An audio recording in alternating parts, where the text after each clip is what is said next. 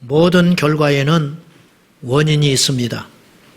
봄에 무엇을 심든지 가을이 되면 여지없이 거두는 것이 세상의 이치고 또 성경에서도 그 진리를 분명히 말씀하고 있습니다. 그래서 사람이 무엇으로 심든지 그대로 거두리라 했습니다. 때로 세상에 악인이 잘 되는 것처럼 보이기도 합니다. 일제 앞잡이로 나라를 팔아먹었던 매국 노예 후손들이 떵떵거리고 사는 것처럼 보입니다. 그러나 훗날의 역사는 반드시 심판할 것이고 그들이 죽은 다음에 하나님 앞에 섰을 때 분명히 우리 주님은 그 죄를 물으실 것입니다. 성경 로마서 6장 23절에 죄의 삭은 사망이고 하나님의 은사는 그리스도 예수 안에 있는 영생이라고 못을 박았습니다. 죄는 반드시 심판을 불러오고 하나님의 은혜는 우리에게 생명을 가져오게 되는 것입니다. 폼페이가 왜 멸망했는지 아십니까? 아시는 대로 폼페이는 이탈리아 남부 감파니아주 나폴리 인근에 있는 고대 로마의 도시였습니다. 폼페이는 과거 농업과 상업의 중심지이자 로마 귀족들의 휴양지였는데 많은 우리가 알고 있듯이 AD 79년 8월 24일 베수비오 산의 분화로 이 화산 폭발로 인하여 완전히 파괴되어 버렸습니다. 역사 속의 폼페이는 비옥한 토양과 풍부한 생산물로 인구가 많았고 교역도 대단히 활발했다고 합니다.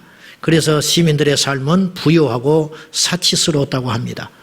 지금 현대사에 유행하고 있는 온천이 당시 폼페이에서는 일찍이 성행하여 공급되는 물도 냉수, 온수, 열수로 3가지나 됐다고 합니다. 상하수도가 발전했고요. 그런데 그들이 죽기 직전에 그들의 벽에 거칠게 새긴 경고의 말이 있었습니다. 죄악의 도시, 죄악이 멸망을 초래했다. 어떤 시민이 죽어가면서 벽에다가 이 말을 남기고 후대에 경고를 하고 죽었습니다. 그러면 폼페이의 죄악이 어떤 죄악이었을까요? 그 모든 죄악 가운데 하나가 음란함이 으뜸이었다고 합니다. 폼페이는 집단 성행위와 동성애가 새겨진 벽화가 도처에 널려 있었는데 차마 눈뜨고 볼 수 없을 정도였다고 합니다. 1819년 나폴리 국왕 프란치스코 1세가 아내와 딸을 데리고 폼페이의 벽화를 참관하러 갔다가 차마 부끄러워 그 뒤로 전람을 폐쇄했다고 합니다. 2000년에 와서야 다시 그걸 개방했다고 합니다. 지금은 이 사회가 더욱 음란해졌기 때문에 현대인들은 아무렇지 않게 그것을 보고 있지만은 오늘날 도덕의 수준이 폼페이의 수준을 뛰어넘는 음란함의 극치에 달했다고 볼 수 있습니다. 잔인하고 인간성 없는 학대는 폼페이의 또 하나의 큰 제약이었습니다. 풍요로운 폼페이에서는 무역할 때 물품보다 더 중요하게 여기던 것이 노예였다고 합니다. 노예들은 가혹한 노동에 시달리며 경기장에서 야수에 물리고 찢기고 그리하면 사람들이 흥분하고 소리쳤다고 합니다. 심지어 부유한 사람들은 갓 도살한 노예를 장어에게 먹여 신선한 먹잇감이 되게 했다고 합니다. 그들이 사용했던 은잔에 새겨진 말을 기억할 필요가 있습니다. 마음껏 오늘을 누려라. 내일은 짐작하지도 말라. 이 말은 폼페이가 눈앞에 앞만 쾌락만 보고 뒷일은 생각하지 않는 교만하고 방종한 사람들이었다는 것을 여실히 보여줍니다. 남의 이야기입니까? 오늘 우리의 이야기입니다. 더했으면 더했지 결코 덜하지 않는 이 세대를 우리가 보아야 할 것입니다. 노아의 홍수 때 그때 사람들이 멸망을 했는데 그때 멸망하기 직전에 하나님께서 진단하는 이 땅의 죄악이 성경은 이렇게 기록되고 있습니다. 창세기 6장 5절입니다. 다 같이요. 시작. 여호와께서 사람의 죄악이 세상에 가득함과 그의 마음으로 생각하는 모든 계획이 항상 악할 뿐임을 보시고 당시의 사람들은 항상 계획을 세우는 게 어떻게 하면 오늘을 편하게 살아볼까? 어떻게 하면 들키지 않고 죄를 지어볼까? 오늘은 어떻게 하면 수고하지 않고 내가 편하게 소득을 얻어볼까? 이런 계획만 잔뜩 세우고 있었다는 거예요. 오늘 이 시대가 그렇지 않아요? 여러분, 우리가 하나님을 믿게 된 것이 얼마나 다행인지, 천국은 당연히 말할 것도 없이 복되고 귀한 선물인가 동시에 이 땅에도 저도 생각해 봅니다. 예수를 믿는 우리도 이처럼 유혹을 받는데 예수를 안 믿고 물질이 있고 힘이 있고 권력이 있었다면 그것 가지고 무엇하겠습니까? 이러한 사망의 구렁텅이에서 건져주신 우리 주님을 어찌 찬양하지 않을 수 있겠습니까? 여러분이요, 건강이 복이 아닙니다. 부자가 복이 아닙니다. 거룩이 복인 줄로 믿습니다. 그것이 복이라는 거예요. 예. 소돔과 고모라의 이들의 죄악의 실태를 성경은 이렇게 기록하고 있습니다. 창세기 18장 20절입니다. 시작. 여호와께서 또 이르시되 소돔과 고모라에 대한 부르짖음이 크고 그 죄악이 심히 무거우니 소돔과 고모라 땅에서 들려오는 모든 소리들이 죄악의 소리, 음란의 소리, 배역의 소리, 악한 소리, 살인의 소리, 이런 소리가 계속 들려오므로 여호와께서 몹시 괴로우셨다 이래요. 그 일례가 하나 나오는데 두 천사를 롯을 살리기 위하여 모세의 기도를 아브라함의 기도를 들으시고 하나님께서 천사 둘을 롯에게 보내요. 이 천사가 경고합니다. 속히 도망해라. 그러니까 이제 노숙을 하려고 해요. 천사 둘이.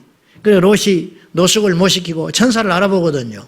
그러니까 집에 들여가지고 음식을 준비해 놓고 두 사람이 잘 수 있도록 두 천사가 누웠는데 천사가 롯의 집에 방문했다는 소문이 나버린 거예요. 그런데 알다시피 천사는 성이 없어요. 남성도 아니고 여성도 아니에요. 그러니까 소돔과 고모라 사람들이 볼 때 굉장히 매력적으로 보인 거예요. 이 소문이 나가지고 성경에 보면 노소를 막론하고 사람들이 몰려와가지고 이 정체불명의 두 사람을 내놓으라는 거예요. 뭐하러 내놓느냐? 우리가 상관하겠다. 우리가 성행위 하려니까 내놔라. 그러니까 이성에도 만족하지 못하고 동성에도 만족하지 못하고 극도의 쾌락을 쫓던 소돔 사람들에게 좋은 먹잇감이 나타난 거예요. 롯이 사정합니다. 내게 남자를 가까이 하지 않은 두 딸이 있으니까 그들을 줄 테니까 절박하게 이렇게 사정해요. 그런데도 그들은 포기할 줄을 몰라요. 이미 쾌락에 눈이 멀어버린 이들에게 천사도 범하려고 덤벼들었다고 말이죠. 물론 결과적으로 그런 일은 일어나지 않았지만은 이것이 소돔 당시의 죄악의 수준이었다는 거예요. 노아의 홍수 사건이 전 인류를 멸망시킨 크나큰 사건이었기 때문에 하나님께서는 우리에게 약속을 하나 하신 것이 있었습니다. 다시는 물로 심판하지 않겠다. 옛 어른들 말이 딱 맞아요. 불이 나면 건질 게 있어도 물이 나면 건질 게 없다는 거예요. 홍수 나면 건질 게 없다. 결국 이 큰 심판 앞에 하나님께서 다시는 이 죄악 가운데 물로는 심판하지 않고 그러면 뭘로 하실까? 불로 하시는 불로.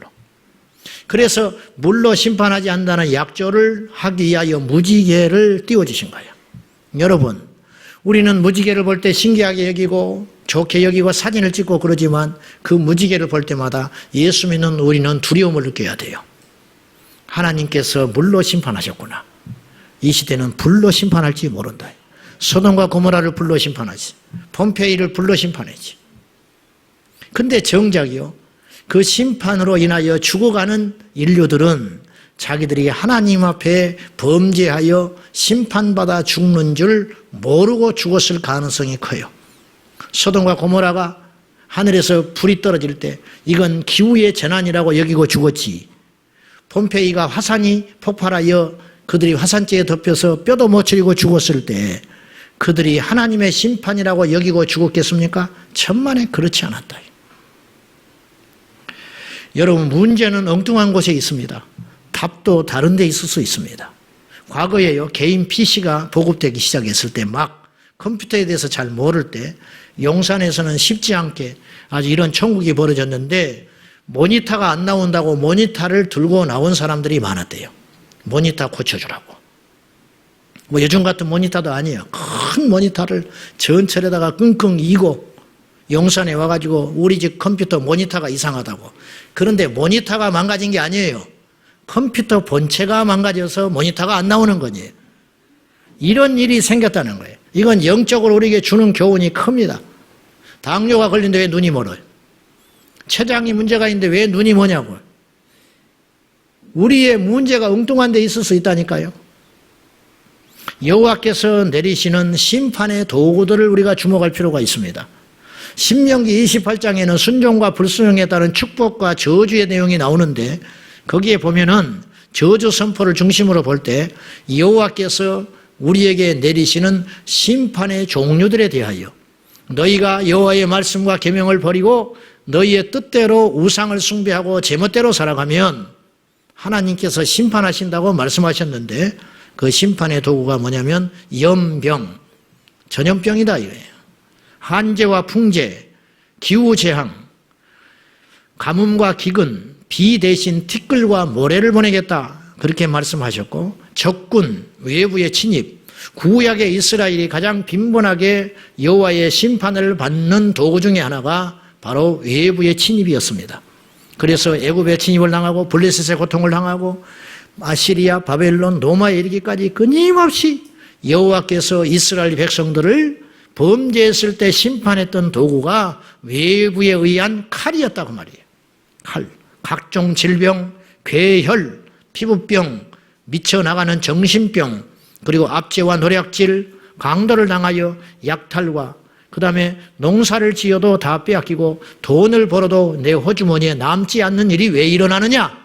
그것은 성실하지 못해서가 아니고 정치를 잘못해서가 아니고 바로 여호와의 심판의 결과다. 그런 말이에요. 가정이 파괴된다고 경고했습니다. 백주 대낮에 아내와 자녀들을 빼앗기는 일이 일어난다고 했습니다. 그리고 주변 국가들의 조롱거리가 된다고 했습니다. 이 모든 재앙이 이스라엘을 비껴가지 않았습니다. 성경에는 태양이 해가 의인과 악인에게 비춰주신다고 약속했어요. 해가 의인에게만 비추지 않아요. 악인에게도 해를 주셔서 살게 만드셔요. 이 말을 거꾸로 해봅시다. 여호와의 심판과 재앙은 의인도 고통받는 거예요. 이 나라가 전쟁이 난다면 악한 자만 심판받습니까? 의롭고 거룩한 자도 반드시 고통을 받을 수밖에 없다. 이 경고를 우리가 무섭게 들어야 됩니다. 이 모든 재앙이 하나님이 그토록 사랑하던 이스라엘도 역시 비껴가지 않았더라면 오늘날 21세기의 영적 이스라엘은 우리 예수를 믿는 우리들인데 우리에게도 역시 여호와의 심판은 비껴가지 않습니다. 착각하지 마시오. 내가 예수를 믿기 때문에 이 땅에서 무조건 잘 된다고 거짓 복음에 속지 마시오. 하나님 앞에 회개한 자가 살아납니다. 여호와의 의를 따라 행하는 자가 마지막에 살아나게 되는 거예요. 하나님이 인생들을 심판하실 때 특징이 있습니다. 즉 어떤 죄에 그토록 여호와께서 진노하시는가 음란할 때 심판합니다. 음란. 첫째, 영적 음란입니다. 영적인 음란. 구약 성경에 보면 이스라엘 백성들이 우상을 숭배하는 그 행위를 볼 때 성경은 이렇게 해석을 해요. 음란했다. 음란이 우상을 숭배했다. 그러니까 영적 음란이 우상 숭배예요. 본문의 금송아지 사건 지난주에 이어서 보고 있지만은 금송아지 사건도 영적인 음란이에요. 여러분 음란이 뭡니까? 간음이 뭡니까? 두 대상을 품는 거잖아요. 그래서는 안 돼요.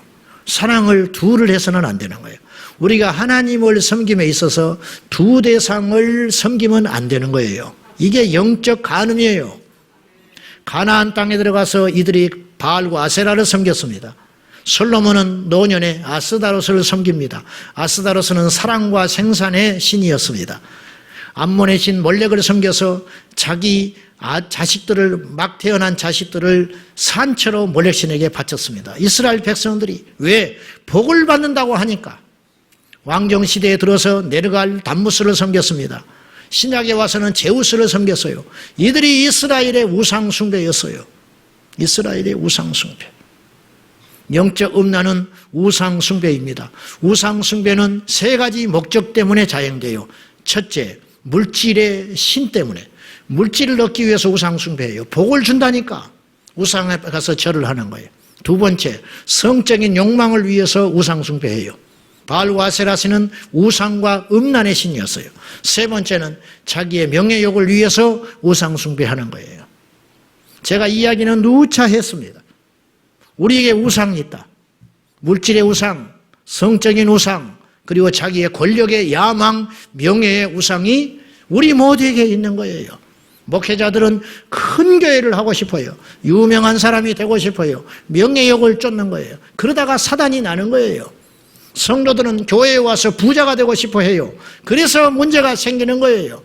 정치인들은 자기의 야망과 욕심을 이루기 위해서 선거철이 되면 큰 교회를 기웃거립니다. 장사하는 사람들은 큰 교회를 다녀요. 그게 하나님을 섬기는 게 아니라고 말이에요. 성도들은 사람한테 잘 보기 위해서 몸부림을 치고 목회자들은 성도들의 눈치를 살피기에 바빠요. 항존직 선거를 한다. 반드시 시끄럽습니다. 시끄러. 떨어진 사람이 시끄럽고 왜 내가 뭐가 못나서 후보에 안 올라갔냐고 따져드는 사람이 있어요. 올라가서 떨어지는 건 자기가 이해하겠다고 말이에요. 근데 어째서 내가 그 후보조차도 못 올라가냐고 섭섭해가지고 인사도 안 받고 그런 사람들이 저 옆교회에 있어요. 아주 우리는 그러기만 해봐. 근데 이렇게 제가 자꾸 이야기하잖아요. 근데 막상 뚜껑이 딱 열리면 그런 사람이 나타나요. 참 신기해. 논문을 쓰고 싶어. 얼마나 신기한지. 설교를 귀로 듣는 게 아니라 코로 듣고 있는 것 같아. 그렇게 하지 말라고 그래도. 우리 이름이 높아지는 게 얼마나 무서운 일인지 아냐고 말이요. 이게 우상숭배라. 하나님이 쳐버려요. 하나님이 그냥 두질 않아요. 두 번째는 육적인 음란이에요. 구약의 율법에 성과 관련하여 금하신 조항들이 많습니다. 요약을 해보면 근친상간하지 말아라. 안 할 것 같지요? 간음하지 말아라. 다른 남자나 여자와 음란 행위를 하지 말아라. 동성간의 성행위 하지 말아라. 짐승과 수간을 하지 말아라.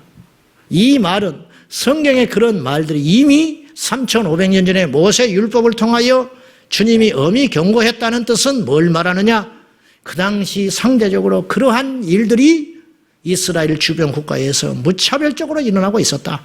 그러므로 너희들은 이방의 그 문화를 절대로 본받지 말아라. 이 경고하고 있는 거예요.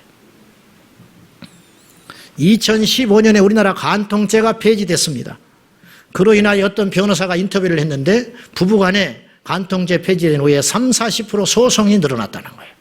그 말은 이혼율이 그만큼 많아졌다.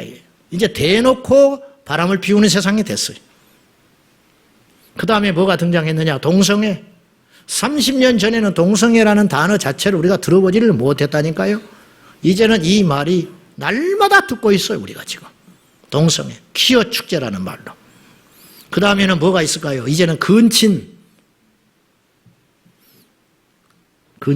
영국에서는 2007년에 입양한 아들과 결혼한 일이 벌어졌어요. 미국 오클라호마 주에서는 43세 된 여인이, 놀라지 마시오. 놀라지 말라니까 아까 안 놀리더라고, 일부에. 43세 된 여인이 25세 된 자기 딸과 결혼을 했어요. 자기 딸하고. 더 충격적인 것은 이 여인은 이미 2008년에 자신의 친아들과 결혼을 한 경험이 있던 사람이에요. 어째서 이런 일이 벌어지는가? 두 아들과 딸을 일찍이 할머니 밑에서 키우게 해가지고 자기 호적에 안 올라와 있었어요. 그래서 결혼을 하겠다고 호적에 올려버린 거예요. 일부 다처제가 이슬람권을 중심으로 지금은 성행되고 있습니다. 보고에 의하면 이런 일이 벌어져요. 실제로 지금 말레이시아가 이슬람 국가가 돼버렸는데 말레이시아에서 두 여인을 두고 살던 6명의 자녀를 두고 사는 이슬람 교도가 11살 된 어린아이를 데려다가 셋째 아내를 삼으려다가 실패했어요. 왜? 둘째 아내가 반대해가지고. 그래서 태국 여아이 11살짜리를 자기 셋째 부인으로 삼으려다가 언론에 보도돼가지고 실패하여 태국으로 돌려보내는 일이 벌어졌습니다. 한 남자와 세 여자가 한 집에서 17명의 아이를 출산하고 사는 일이 미국에서는 있습니다. 이제 앞으로는 어떤 일이 벌어질까? 우리나라도 남의 이야기가 아닙니다. 에이즈 바이러스가 어디서 시작됐는가? 원숭이에게서 왔다고 그러잖아요. 흔히 추적을 이렇게 해보니까 원숭이에게서 왔다. 그 바이러스가 시작된 게. 의학계에서는 이걸 정확히 규명은 안 했지만 우리가 추측해 보건대 반드시 누군가가 원숭이와 수관을 한 거예요. 사람이. 처음의 시작은. 그래서 바이러스가 인간에게 들어온 거예요. 그 결과 온 나라에 온 세상에 에이즈 바이러스가 창궐하게 된 겁니다. 기억하십시오. 망하려면 죄 지으십시오. 죄 지으면 반드시 망합니다. 이 땅에서 심판 안 받을 것 같지요? 여호와 앞에 섰을 때 반드시 심판받습니다. 보세요. 역사도 밝혀내요. 역사도요. 수십 년, 수백 년이 흘러가지고 정의가 반드시 밝혀져가지고 정권에서 자행된 일들 부관 참수하잖아. 부관 참수. 그때는 새도 부리고 떵떵거리고 살았는데 이 역적짓을 했고 아주 나쁜 놈이었다. 그러면 그 무덤을 파가지고 목을 잘라버리는 부관 참수한다고 말이에요. 이 땅에서도 반드시 심판받아요. 그런데 하물며 여호와 앞에 섰을 때 어찌 그 죄가 그냥 지나가겠습니까? 여러분 두렵습니다. 저도 두렵습니다. 이 땅에서 기억나는 모든 죄들을 날마다 회개하시기를 바랍니다. 그래야 하나님 앞에 갔을 때 부끄럼 당하지 않아요. 저는 두렵습니다. 목사라고 하는 이 허울 좋은 이것에 숨겨진 내 안에 내면에 있는 더러운 것들 여호와께서는 아실 터인데 주여 나를 불쌍히 여겨 주십시오. 주님 앞에 섰을 때 심판받지 않도록 이 땅에서 기억날 때마다 회개합니다. 저는 이 땅에서 옛날에 지었던 생각났던 모든 죄악들을 주님이 주신 기회라 여기고 저는 밤낮으로 기억이 날 때마다 하나님께 회개해버리고 맙니다. 없어질 때까지 여호와께서 그 죄에 대하여 온전히 씻음받았다고 할 때까지 끊임없이 우리의 부끄러운 죄악을 여호와 앞에 내려놓는 것입니다. 자, 이스라엘의 범죄 앞에 하나님은 진노하셨습니다. 여지없이 심판하셨습니다. 갖가지 재난과 전쟁과 수치로 심판하셨습니다. 회개하면 용서하십니다. 할렐루야. 동성애자도 회개하면 용서하십니다. 연쇄살인범도 용서하십니다. 수많은 사람들을 괴롭혔던 사람도 하나님께 회개하면 용서하시고 짐승과 수관했던 사람도 용서하실 거예요. 그러나 회개하지 않는 죄는 우리 주님은 반드시 심판하신다는 거예요. 오늘 우리가 영적인 이스라엘이라고 했어요. 오늘 우리가 2017년 통계청의 자료를 보면 기독교인이 명목상, 종교가 뭐냐? 종교란에 기독교인 그렇게 쓰는 사람이 967만 6천 명에 달았어요. 1000만 명에 가까워. 불교는 761만 9천 명이었어요. 천주교인들은 389만 명이에요. 무종교 274만 9천 2749만 명에 이르렀어요. 문제는 숫자적으로 1000만 명이나 치고 절반으로 딱 칩시다. 등록만 해놓고 교회 안 다니는 사람 많으니까 500만이라 합시다. 500만도 엄청난 숫자예요. 10분의 1. 문제는 이렇게 기독교인들이 많은데 의에 앞장서는 게 아니라 죄의 선두주자가 되고 있다는 거예요. 아신 대로 인터넷에 교회 목사 그러면 반가운 게 아니고 겁이 나요. 또 무슨 일이 일어났는가? 그거는 드러난 것에 불과해요. 예수를 믿는 정치인들의 부정부패, 예수를 믿는 연예인들의 일탈, 예수를 믿는 정직하지 못한 경제인들은 사실은 감춰져 있지 수없이 많을 거예요. 그렇게 따지면 단 하루도 오르내지 않은 날이 없어요. 예수를 믿고 교회를 다닌다고 해서 더 나빠지지는 않을 거라고 생각해요, 저는.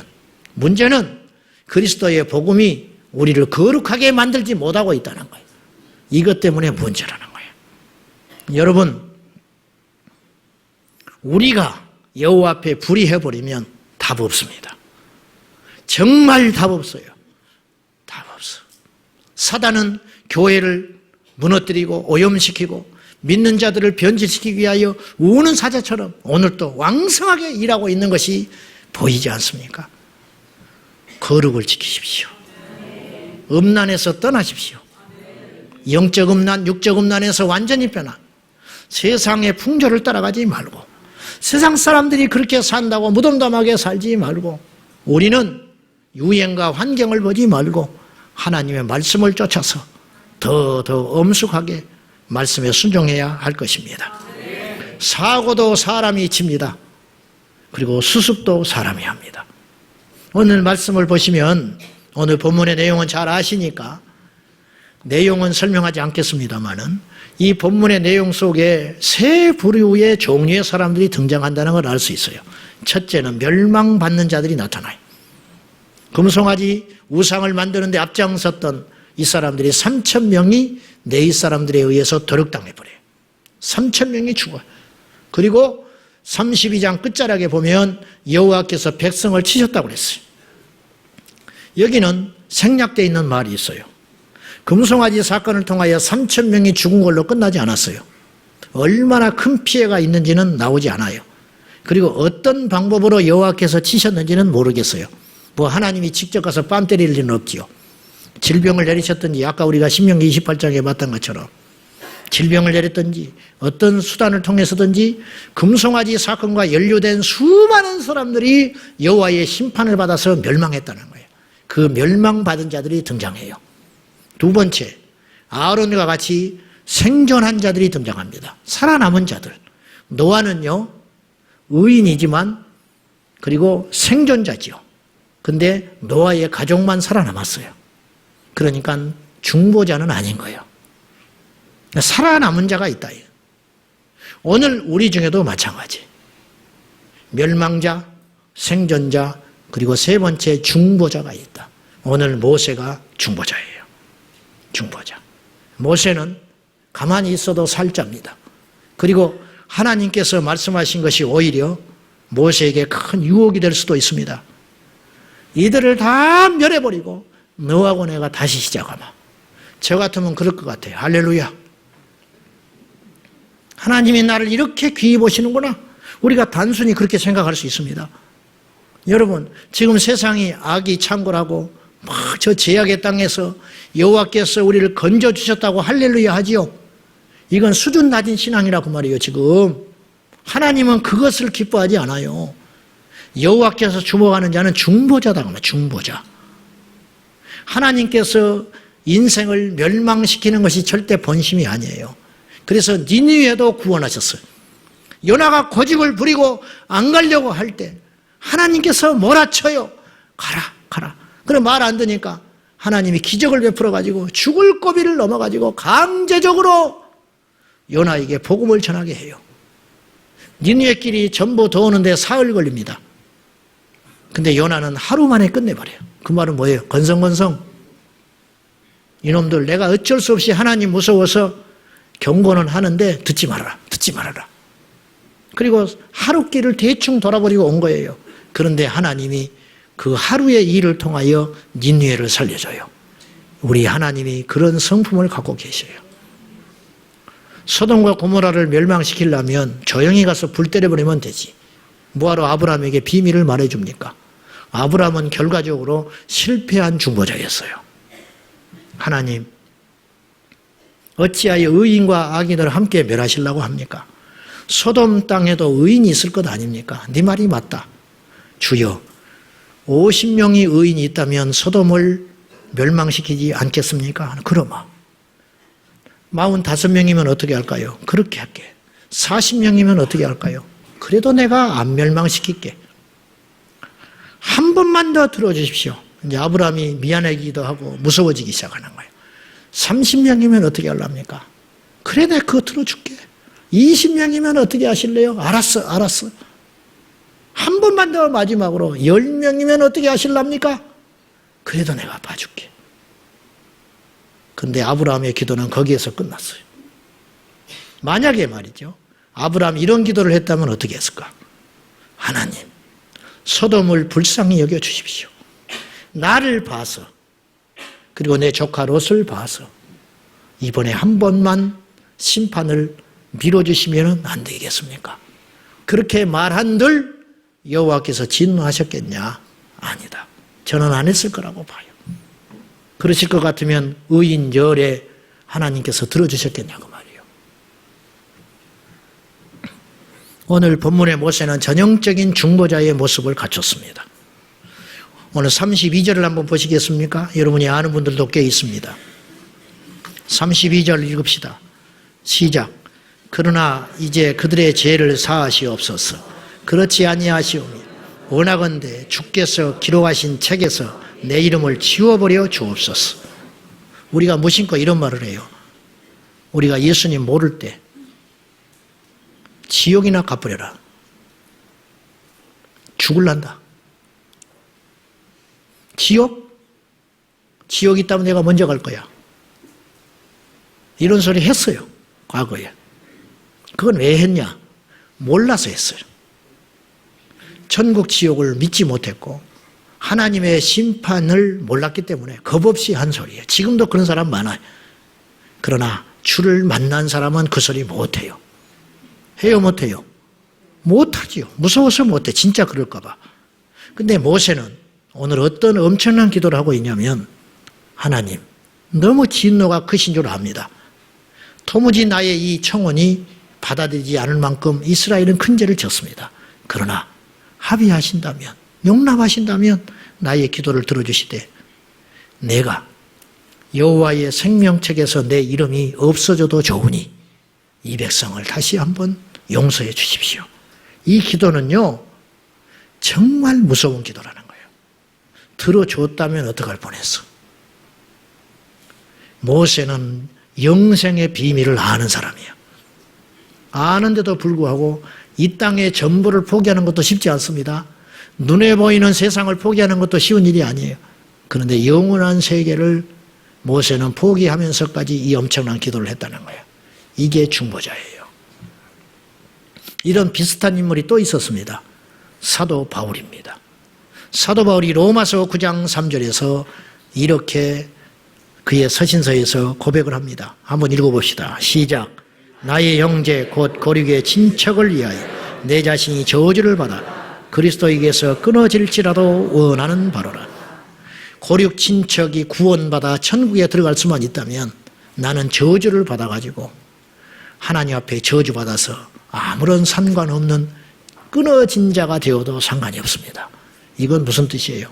지옥이라는 말만 없었지 나는 지옥에 가도 좋으니 우리 고륙 친척 형제들을 구원해 주십시오. 엄청난 기도를 하는 거예요. 모르는 사람이 이런 기도를 한다면 몰라서 하는 기도일 수 있다니까요. 모세나 바울은 무엇보다도 내세에 대한 확고한 믿음을 갖고 있는 상태에서 이런 기도를 했다는 것은 실로 놀라운 일입니다. 지난 7일 국무회의에서 국가인권정책기본계획이라고 하는 알쏭달쏭한 알아듣지도 못하는 이 법안이 통과되었습니다. 그로 인하여 차별금지, 동성애, 이단, 이슬람 과격단체에 대한 정당한 비판이 차단되기 직전에 와 있습니다. 국어사전에 지금까지 없었던 단어들이 올 연말에 집어넣는다고 작업한다고 합니다. 성소수자, 트랜스젠더라는 말은 국어사전에 없는 회계망측한 용어인데 이 용어들을 국어사전에 등재시킨다고 했습니다. 인권교육을 통한 공무원 사회의 반기독교적 정서는 더욱 거세어질 것입니다. 지난 군인교회 가서 집회하면서 들은 이야기인데 논산에 교회가 2개가 있습니다. 본훈련소에 가서 큰 교회가 있고 3일간 대기할 때 그들을 불러다가 예배 드리는 입소대 교회라고 있습니다. 저도 그 교회를 수년 전에 가본 적이 있는데 그 입소대 교회가 머지않아 사라집니다. 군목이 없어져요. 지금까지 다른 종교에는 입소대 교회처럼 대기하는 기간에 종교 행위를 하지 않았으니 기독교도 역시 평등한 차별이 없어야 하기 때문에 입소대에서 예배를 드리는 행위는 불법이다. 그래서 입소대 교회가 사라집니다. 지금까지 입소대 교회를 통하여 수백만 명이 거쳐가서 복음을 들었던 그 복음의 엄청난 천병의 역할을 하던 그 교회가 사라지게 됐습니다.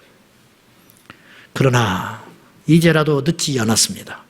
금송아지 제사가 자행되고 하나님은 이스라엘을 이미 멸하시기로 결정했음에도 불구하고 모세의 간절한 중보의 기도를 통하여 당신의 뜻을 철회하신 것처럼 이 땅이 어둡고 음란하고 폐역하고 하나님을 대적하는 길로 달려가고 있지만은 이 땅의 중보자들이 기도하고 자기의 전부를 들여서 행동으로 옮긴다면 이 땅은 아직 소망이 있는 것입니다. 제주도의 거상 김만덕 여사의 이야기를 아십니까? 만덕 할망이라고 불리는 김만덕, 그는 12살에 부모를 다 잃습니다. 그리고 헤매이고 다니다가 관비의 수양딸이 됩니다. 그리고 그도 역시 기생의 길을 걸어갑니다. 그는 기생 생활에 현실에 타협하지 않고 끊임없이 노력하고 사또에게 청원하여 자기의 신분을 회복하여 객주 주막집을 차립니다. 그리고 큰 거상이 됩니다. 제주도에 5년간 가뭄이 계속될 때 나라 정조가 군량미를 보내주었는데 그 배가 뒤집어버리고 말아요. 풍랑에 빠져버리고 말아요. 그래서 제주도 사람들이 다 죽게 됐습니다. 그때 거상 김만덕 여사는 450석의 별을 내놓습니다. 그 이로 그의 재산을 다 털어서 추구하는 제주도 사람들을 살려냅니다. 그로 인하여 그가 얻은 별칭이 만덕할망. 할망이라는 말은 할머니라는 뜻도 있지만 제주도 사람들은 신으로 여기는 자다. 우리를 살려준 자다. 그렇게 지금도 기리는 인물인데 정조는 이 사실을 전해 듣고 벼슬을 내리려고 하자 김만덕은 그 벼슬을 사양한 채 금강산 유람함으로 그의 상을 다 받습니다. 김만덕, 만덕 할망이 없었으면 고두심도 볼 수 없고 감수광을 불렀던 혜은이도 우리는 볼 수 없었을지 몰라요. 여러분, 한 사람은 이렇게 큰 힘이 있습니다. 오늘 이 자리에 있는 여러분 중에 냉정하게 따져보면 멸망자가 있습니다. 생존자가 있습니다. 내 신앙 지키면 되지, 내 믿음 지키면 되지. 그리고 중보자가 분명히 있을 것입니다. 숫자적으로 볼 때 생존자가 제일 많을 것 같아. 오늘 예배드리는 분 중에 생존자가 제일 많을 것 같아. 그 다음에 멸망자가 제일 많을 것 같고 중보자가 제일 적을 것 같습니다. 소돔 땅에 의인 열이 없어서 망했습니다. 이 땅에 의인 열이 없다면 망합니다. 어느 길로 가겠습니까? 여러분, 하나님의 심판대를 기억하십시오.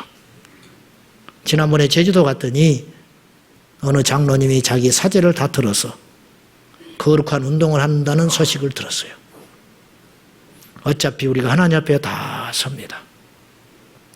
내 배만 잔뜩 배부리고 살다가 주여 주여 하다가 하나님 앞에 가지 말고 이 역사와 시대의 흐름을 가슴에 품고 눈물로 기도하며 용기 있는 행동으로 나서주는 중보자가 되시기를 예수님의 이름으로 축원합니다.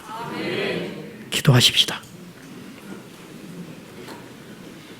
하나님 아버지, 우리 중에 멸망자가 있습니다. 회개하지 아니하고 돌이키지 아니하면 멸망받을 자가 이 자리에 있습니다. 우리 중에 주의 피로 의롭게 되어 구원받은 생존자가 있습니다. 그러나 우리는 여기에서 만족할 수 없습니다. 역사의 짐을 짊어지고 이스라엘의 범죄와 폐역함 앞에 왜 죽는지 왜 망하는지도 알지 못한 채 떠들고 죽어가는 저 인생들을 향하여 하나님 앞에 나아갔던 모세처럼 우리가 배운 것이 없고 재산이 없고 능력도 없지만 이 모세의 마음을 가지고 여호와 앞에 나아가기를 원합니다. 주여, 잠자는 이 땅의 교회를 깨워주시고 잠자는 성도들을 깨워주시옵시고 갈 길 몰라 방황하는 이 민족을 깨워주옵소서. 빛으로 오신 예수여, 우리 가운데 빛으로 오시옵소서. 예수님의 이름으로 기도하옵나이다. 아멘.